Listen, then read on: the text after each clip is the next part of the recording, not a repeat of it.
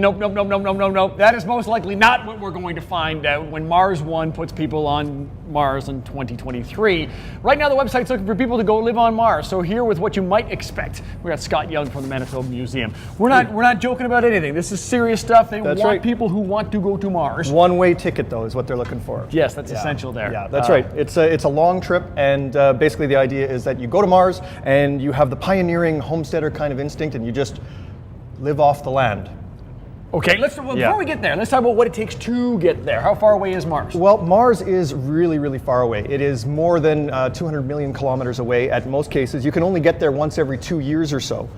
Because as the planets go around, you want to go when they're sort of close to each other, not when it's like on the far side of the solar system. So basically, you got every 26 months, you got a chance to go, and they're going to send 4 people every 2 years to build up this colony on Mars. Okay, so we got X amount of miles to cover in an extremely small vehicle. That's right. I mean, the Apollo astronauts had a little spacecraft like this one down here, and it fit 3 guys in it. The guys are about this size here, so it's pretty cramped. But they were only in it for like 3 days, 4 days, and then 3 or 4 days on the way back. This is a really long trip. It's 8 months. 8 months in, you said, the smallest capsule we've ever sent humans into. Well, basically, there's a little bit more room in the new capsule that they're planning on using, but they're going to put 1 more person in there.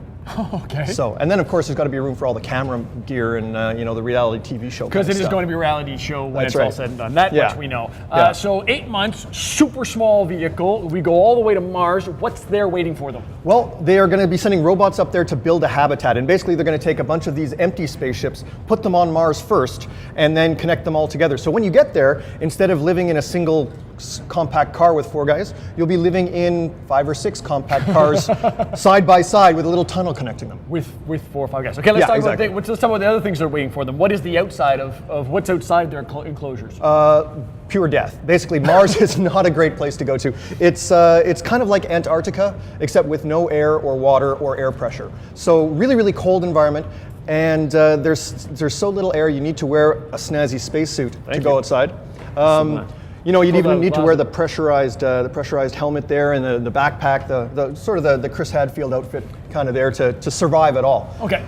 If you went outside, it would just be a very bad situation. Without making it gross, everything that's inside would come outside very fast. That's right. Yeah, you'd live about 30 seconds without all the special stuff. And so this is part of the problem with this plan. I mean, who's going to fix these complicated spacecraft? There's going to be 4 people up there, and apparently they're not looking for engineering degrees or doctors or things like that. They're looking for interesting people. Okay, good.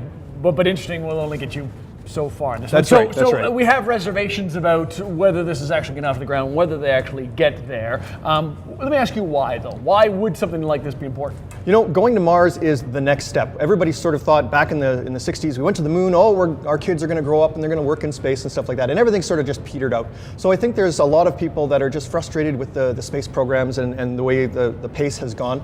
And they just want to say, let's just go to Mars. Let's just go. We can get there. Let's just go. I like it. Let's go to Mars. Can I have my helmet? Absolutely. Do I need this? Do I, right? Yeah, you just put this on over top like this, and then we can seal you in Beautiful. This. There we go. And that'll keep you alive on Mars for a number of seconds. And if you got a real one, it would work. A real one would work better, but would it sound this cool? I doubt it. I doubt it. Built-in reverb. I'm your father. Gonna take a break. All that information's on breakfasttelevision.ca. Sorry, Mom and I should have told you earlier. It's I suspect think you've grown up well, and it's we look like me and my son. And I'm floating in a most peculiar way, and the stars look very different.